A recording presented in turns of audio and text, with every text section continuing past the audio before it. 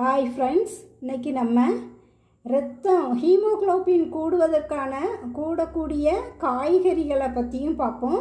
அடுத்தால சாஃப்டான தோசை எப்படி சுடணும் அப்படிங்கிறதையும் பற்றி பார்ப்போம்.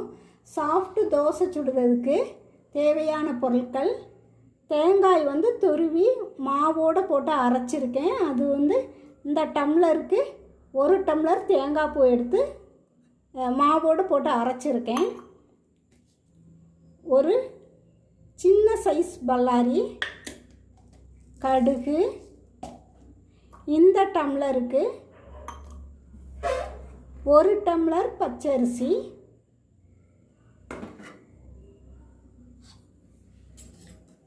இந்த ஸ்பூனுக்கு 1.5 ஸ்பூன் கடலைப்பருப்பு எடுத்திருக்கேன். 1/2 ஸ்பூன் வெந்தயம், கருவேப்பிலை. இதெல்லாம் செய்ததுக்கு தேவையான பொருட்கள்.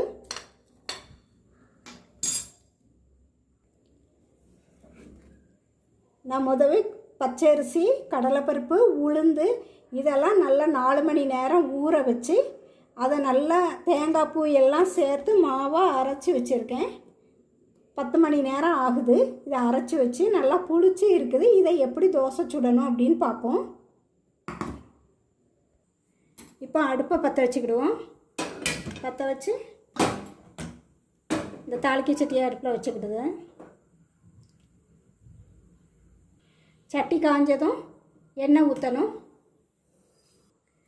2 ஸ்பூன் அளவு நல்லெண்ணெய் ஊற்றிருக்கேன். நல்லெண்ணெய் தான் தோசைக்கு நல்லாயிருக்கும், சாப்பிட்றதுக்கு தோசை சாப்பிட நல்லாயிருக்கும்.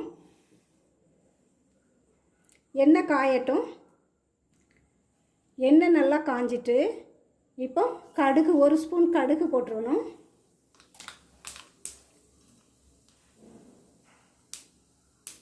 கடுகு வெடித்து வருது.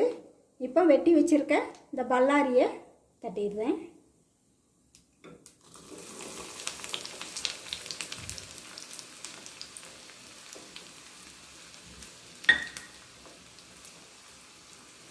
ஹீமோக்ளோபின் அளவு நம்மளுக்கு நல்லா கூடணும் அப்படின்னா என்னென்ன காய்கறிகள்லாம் சாப்பிடணும் அப்படின்னா மெயினாக பீட்ரூட் நம்ம வாரத்தில் ஒரு 3-4 நாள் சாப்பிடுறது நல்லது. பீட்ரூட்டை ஒன்று சமைச்சு சாப்பிடலாம், பொரியல் இப்படி வச்சு சாப்பிடலாம். அப்படி இல்லை அப்படின்னா ஜூஸாவது எடுத்து நம்ம வாரத்துக்கு ஒரு 3 நாள் 4 நாள் குடிச்சிட்டு வந்தோம்னா நல்லா ரத்தத்தோட அளவு நல்லா கூடும். இதனால் இரத்த சோகை நல்லபடியாக குணமாகும். பாருங்கள், இன்னும் லைட்டாக வதங்கணும், ரொம்ப வதங்கணுன்ட்டு தேவையில்லை. லேசாக வதங்கினது கருவேப்பிலை போட்டு மாவோட இந்த தாளிதத்தை ஊற்றிடணும்.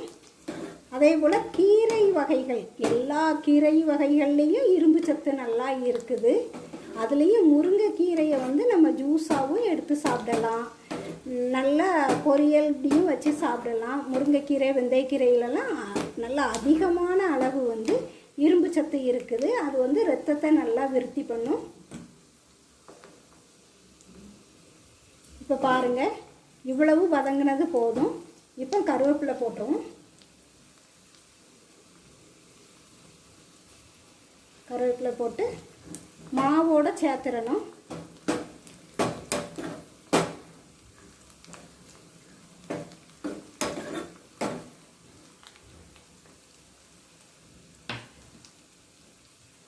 மாவு பாருங்கள், மாவு நல்லா புளிச்சு இருக்குது. நல்லா புளிச்சு இருக்குது. இதோட இப்போ நான் தாளிதத்தை ஊற்றி வச்சிடணும்.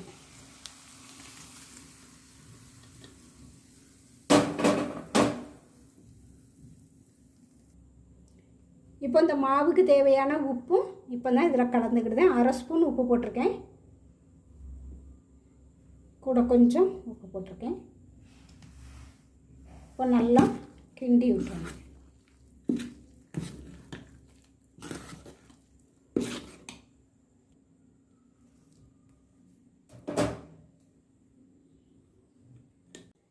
இப்போ அடுப்பை பற்ற வச்சு தோசைக்கல் அடுப்பில் வச்சுருவோம். கல் நல்லா காயட்டும்.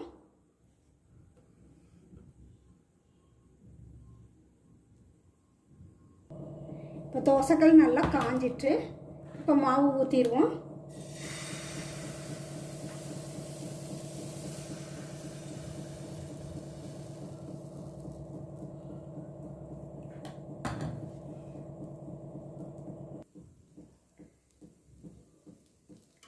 அதே போல் ரத்தம் வந்து நல்லா விருத்தியாகுது. அதுக்கு நெல்லிக்காய், காட்டு நெல்லிக்காய் சொல்லுவாங்கள்ல, அதை வந்து நம்ம ஜூஸ் எடுத்தும் சாப்பிடலாம். அப்படி இல்லை அப்படின்னா கருப்பட்டி தேனில் ஊற வச்சும் நெல்லிக்காயை சாப்பிட்டுட்டு வரலாம்.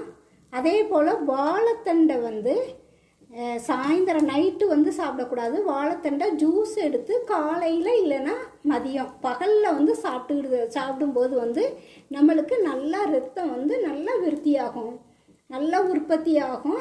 அதுக்கும் வாழைத்தண்டு வந்து நல்ல ஒரு ஹீமோகுளோபினை கூட்டக்கூடிய ஒரு காய். தோசை நல்லா வெந்துட்டு இதை மாற்றி போட்டுக்கிடுவோம்.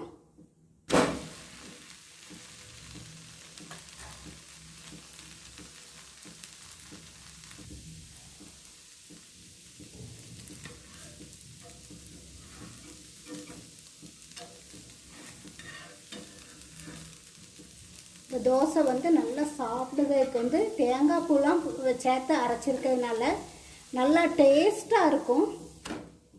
இதேமாரி உங்கள் வீடுகளில் செய்து கொடுங்க. நல்லா சாஃப்டாகவும் இருக்கும், டேஸ்ட்டாகவும் இருக்கும்.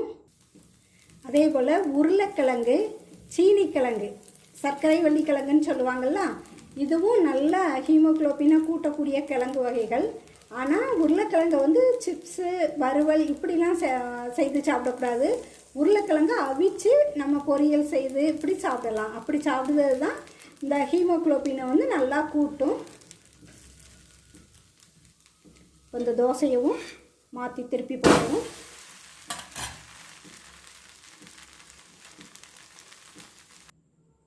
இங்கே பாருங்கள், தோசை வந்து அவ்வளோ சாஃப்டாக இருக்குது. இதேமாரி தோசை வந்து நீங்கள் செய்து கொடுங்க, வீட்டில் செய்து சாப்பிடுங்க. அப்படி நல்லா சாஃப்டாக இருக்குது. இதேமாரி வீட்டில் வந்து இதே பக்குவத்தில் இந்த பொருட்கள்லாம் சேர்த்து நீங்கள் செய்யுங்க. இதில் வந்து தேங்காய் கலந்து நம்ம அரைச்சிருக்கிறதுனால, தேங்காயும் சேர்த்து அரைச்சி நம்ம தோசை சுட்டுருக்கிறதுனால தேங்காய் சட்னி நல்லா இருக்காது. இதுக்கு தக்காளி சட்னி, பூண்டு சட்னி இதெல்லாம் நல்லாயிருக்கும். இது வந்து தக்காளி சட்னி செய்திருக்கேன். இன்றைக்கி சொன்ன ஹீமோகுளோபின் கூடுதலுக்குரிய காய்கறிகள்னு சொன்னேன். அது உங்களுக்கு பயனுள்ளதாக இருக்குன்னு நினைக்கிறேன். அதே போல் இந்த தோசையும் நீங்கள் செய்து பாருங்கள், நல்லாயிருக்கும். நம்ம சேனலை லைக் பண்ணுங்கள், ஷேர் பண்ணுங்கள், சப்ஸ்கிரைப் பண்ணுங்கள்.